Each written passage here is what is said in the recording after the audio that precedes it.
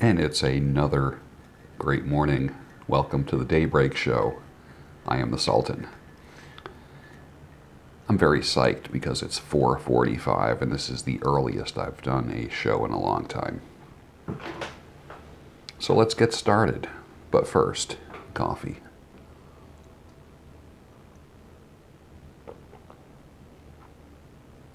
Yeah, that's good.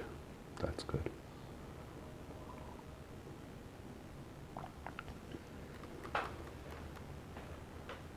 The book called The Rational Male by my friend Rollo Tomasi. The only way that I can describe it is that it's a compass for men.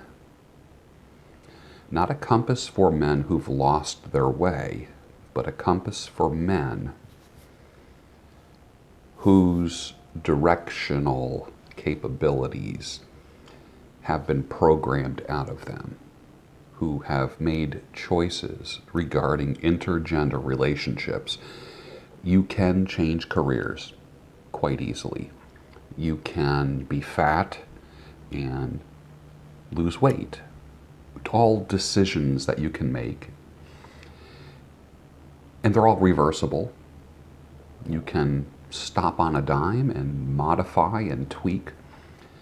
But the person that a man chooses to be his mate and spend time with, that drives his sexual energy, that can bring a man into the gutter if he makes the wrong choice. And literally, more than half of men alive today and watching this have made the wrong choice regarding intergender relationships. You've made the wrong choice because you've been led by your emotions. That's the first thing. Second thing is you've been programmed by society to make the wrong choice and make choices based upon the wrong things. And three, you make choices based upon how you want the world to be as opposed to what the world really is. So I highly recommend, and I'll put a link down below. I'm going to start putting links for all my favorite books, information, data, compass type things. I'm going to put that link down below. It's called The Rational Male. And what it does, and I'm going to put a link for the audio book, I think. Forget the book. Maybe I'll put the book, but I'm also going to put the audio book because I want you to listen to it while you're driving. Listen to it while you're working out. Listen to it while you're taking a walk around the neighborhood. That's a great way to get into shape. Do your 2-mile walk while listening to The Rational Male.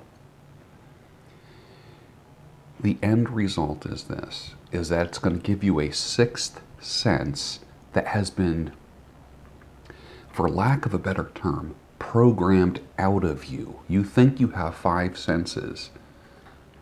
You have 6 senses. It's just at the 6th you've either ignored, or it was programmed out of you, or beaten out of you, or you never knew you had it. Okay? And I'm dead serious about this. It's a life-changing bunch of information by a really smart guy. And I think you're going to like, no matter who you are, I don't care what age you are. I'm an old guy, and I find it to be a wonderful compass for me.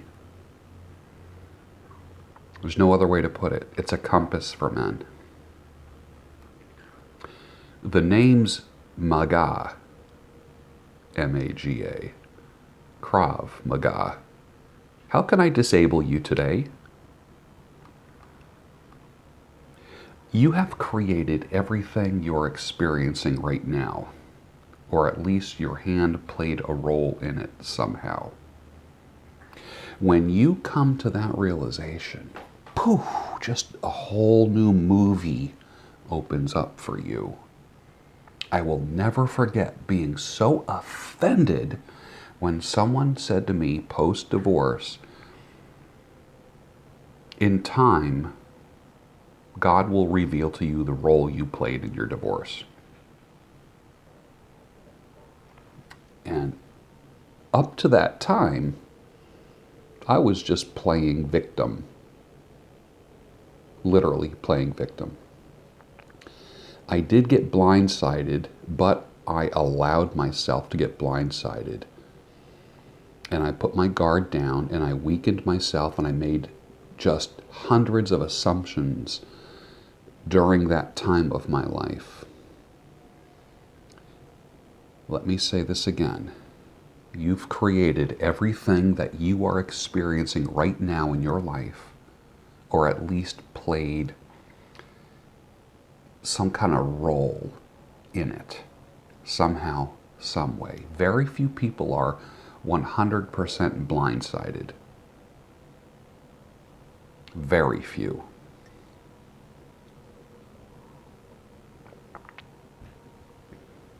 Flat earthers are living proof that, I just said that on Twitter, ... And I had people fill in the blank. That psyops works. Okay, that's interesting, right? Flat earthers are living proof that the truth cannot be suppressed. Flat earthers are living proof that you can sell any idea and someone will buy it. There's a problem. Darwinism isn't real. That God exists and hates us. Well, that's interesting. Let's see what other replies there are. It's fun to piss people off. I don't believe the earth is flat. Don't believe it. But there are people that believe that the earth is flat like a coin. Just like a disc floating through space. I'll just leave that right there. Never criticize anyone until you walk a mile in their shoes. That way, if you piss them off, you're a mile away and you have their shoes. Eat shit and don't work out. Neglect yourself. You end up having to buy new, larger clothes. Have a health crisis, a wake-up call of some type. You start working out. You lose weight. Then you go shopping and buy smaller clothes. You start putting on muscle mass, and then you go shopping and buy bigger clothes again. The cycle completes itself. Hey, did anyone catch Donovan Sharp's show with Rollo Tomasi called Red Pill Groupies? Go to Donovan Sharp's channel on YouTube. What a good show. Rollo was on fire. On fire. What is the best workout music? I asked this on Twitter yesterday. Metallica, Led Zeppelin, Aerosmith, Cypress Hill, Jay-Z, House of Pain, Faith No More, and I asked for suggestions. And I got 146 suggestions. Do you have any suggestions for and actually someone put together a kind of a playlist for me. So I might try that. 1 or 2 playlists. One for weightlifting, one for cardio. And I appreciate it. I forget who that was, but thank you very much if that was you. I do appreciate it. I'm going to be using my Bone Conduction headphones because the music at Planet Fitness is girl music. Can't stand it there. The music, that is. So I've seen these. Are you the kind of person that works out with headphones on? In the past, I haven't. And I might have to get over-the-ear headphones or something to go in one ear because I don't hear in the other ear. But I With the bone conduction headphones, unless you're wearing earplugs, you hear everything else going on. And I'm just tired of hearing girl music while I work out. It's not even kick-ass music. It's kind of like the muzak, elevator music, not meant to offend anybody. It's meant to please everybody. And I like kick-ass, powerful music. You know what I'm saying? Comment down below if you have any thoughts on that. It's better to say, my pleasure, than no problem, or you're welcome. The whole idea, when someone does something for you and they thank you, and you go, oh, no problem, that's almost implying that there was a problem and that you have to clarify that it's not a problem. If you do something for somebody, it's your pleasure to do it. You're not being forced to do it. Or you're welcome. Thank you. It's my pleasure. Thank you. You're welcome. So much better than saying no problem or no worries. Just tweak that little thing. Another thing you can do. Eliminate the word yeah from your vocabulary. Let's go back to yes, not yeah. Make yes great again. All my children will call you sir or ma'am until you instruct them not to.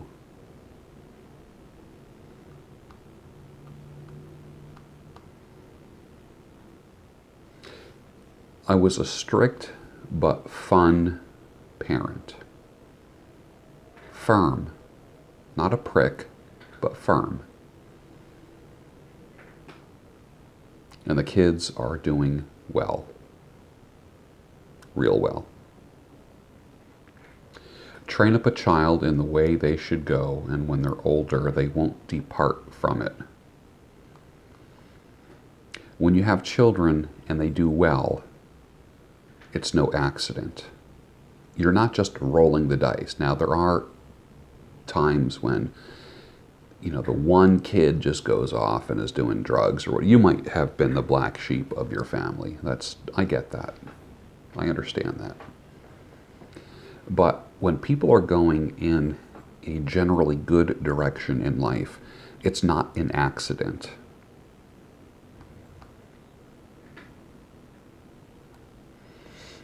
My daughter is 22 years old. Smart, beautiful, conservative, good sense of humor, texts me funny things all the time. Ever since she was a little kid, I taught her this. Privacy is your gift to yourself. Modesty is your gift to others. And that stuck with her as I look at her social media. Give yourself privacy when you're changing your clothes, when you're in the bathroom. That's what you give yourself. Modesty, for you ladies out there, is your gift to others. Nobody wants to see all your sexiness other than your significant other, your boyfriend, your husband. Modesty, and I'm not going to be one of those guys that says, well, that leaves more to the imagination, because to me, everything doesn't have to be like this sexual thing. People who say that just operate on this sexual plane. I'm not talking about that. Modesty shows control, level-headedness, solid decision-making. Privacy is what you give yourself, and also on social media. Modesty is your gift to others. So if you are on social media twerking, ladies, that's not modesty. And I'm not talking about wearing clothes up, like turtlenecks and everything, like showing no skin. But I've noticed the more desperate women get, the more skin they show, the more sexual they are. Be modest. Be modest. That's what's attractive. That's what attracts what I would call long-term serious people. If you're not modest, then you attract nothing but Mr. Right Now. For you men who have daughters, think about that. If you have young daughters. Privacy is your gift to yourself. Modesty is your gift to others.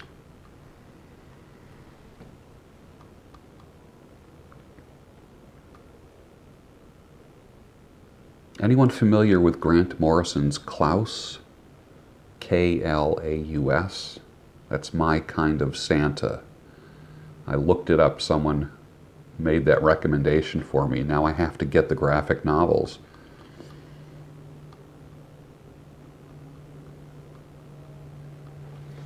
Is he sick? Clarence says, is he sick? Joseph says, no. Worse, he's discouraged from It's a Wonderful Life, the movie, 1946. Discouragement is worse than sickness. It's time to kick in the transformation process in your body. I texted a couple people yesterday. I said, don't wait till January 1st. Start now. This time next year, you can be unrecognizable in body, in mind, in your appearance, in how you pursue excellence.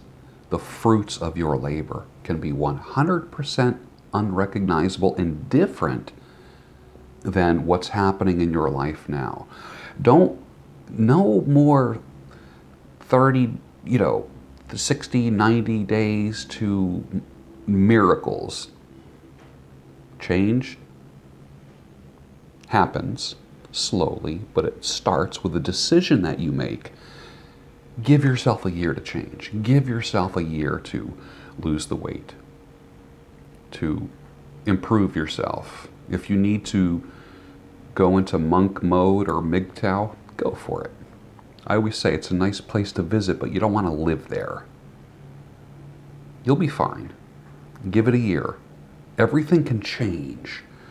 1 year can make such a big difference in your life. Things can be so different. Think about it now. It's December 6th, 2018. By December 6th, 2019, your life can be so different. It's amazing.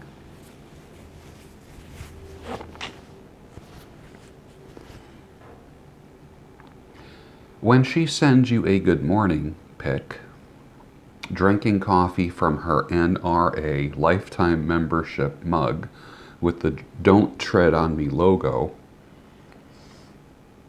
that's kind of exciting. Makes me want to go to the gym and lift some weights. Some of you will understand that. I am digging blowtorch cooking. You saw my blowtorch video, and I've done it now for 3 days in a row, and I'm just insanely impressed by it. It's the next best thing to throwing a steak, just literally on hot coals on a fire. I do it almost daily now. Fire and meat. Fire me up.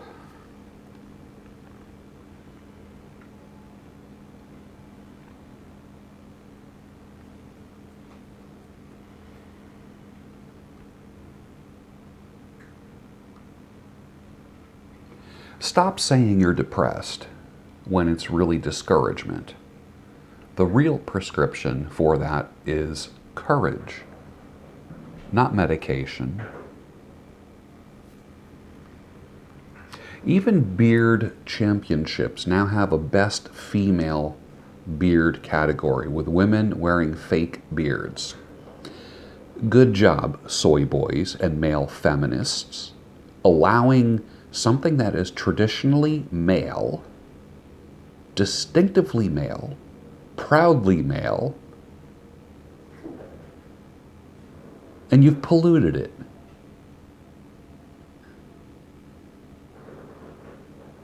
Congratulations. Not.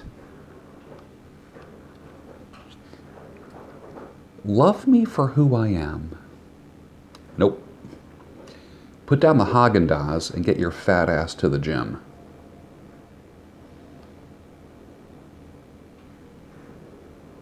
People selling multi-level marketing weight loss products that come in the form of powders and cleanses should just become affiliates with ButcherBox if they really want to help people get trim. You know all the companies because all your friends have ragged your asses about it. Promote food, not powder, or the mythological cleanse.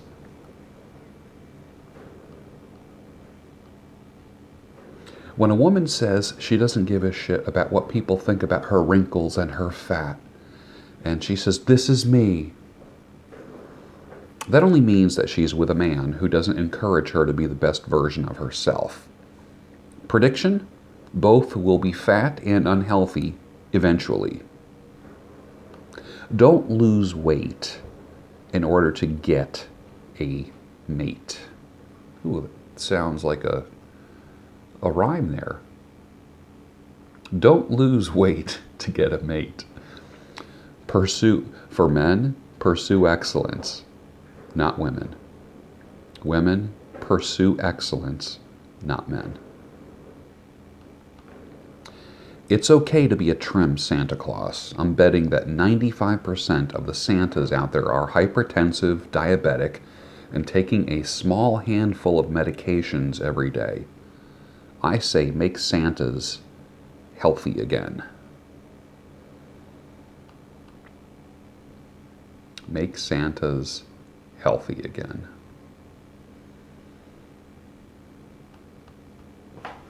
And let's read a little bit from my blog. Being the first in anything is a great strategy. In our businesses, the books we write, the accomplishments we have, the goals that we make, it's always good to be first. We've been hearing a lot about, and remember, I wrote this way back in 2008, and it still applies today. The first African American president. In the presidential race, there was the possibility of having the first woman president, which we've already experienced in America here. In the race, not a woman president, but a woman as a candidate. We celebrated the first man on the moon. Firsts always get celebrated. A great marketing strategy is to be the first in anything in your industry, ministry, or area of expertise. It doesn't even have to be good. It just has to be first. Loretta Lynn, who is what I would call like the mother of country music, said, "In this business you have to be great." What was it? You have to be great first. Let me look that up. Hold on. It's driving me nuts now. Oh, let's see.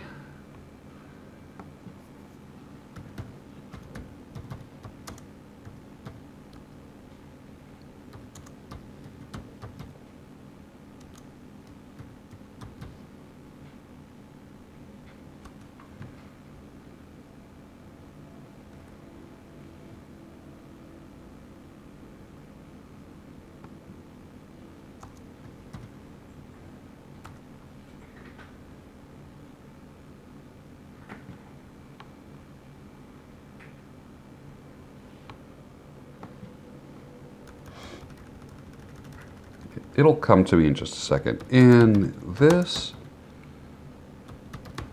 business, you have to be great first.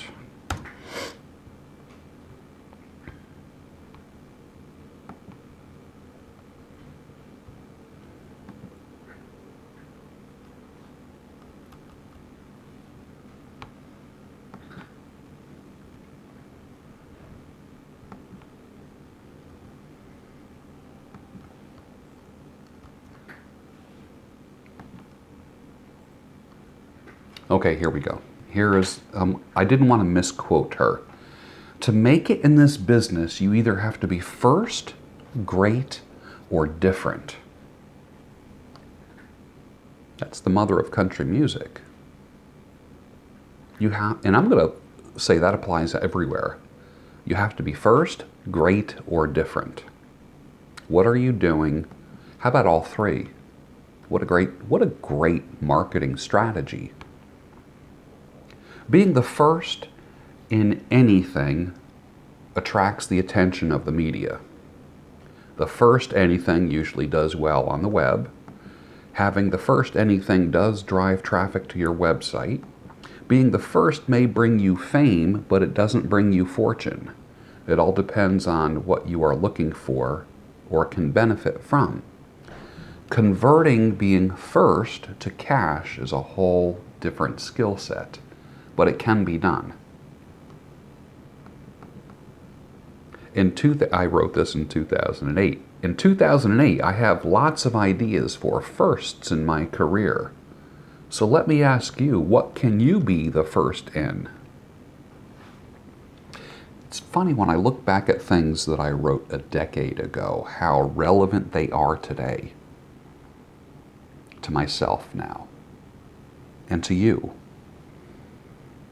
Many times people say to me, where do you get the content for your Daybreak show? My own personal Twitter. I'm basically discussing my tweets. I float tweets, and that's what I write on. And that's what I'm speaking on a day later, is my thoughts and my tweets that I just put out there. And then they develop over time.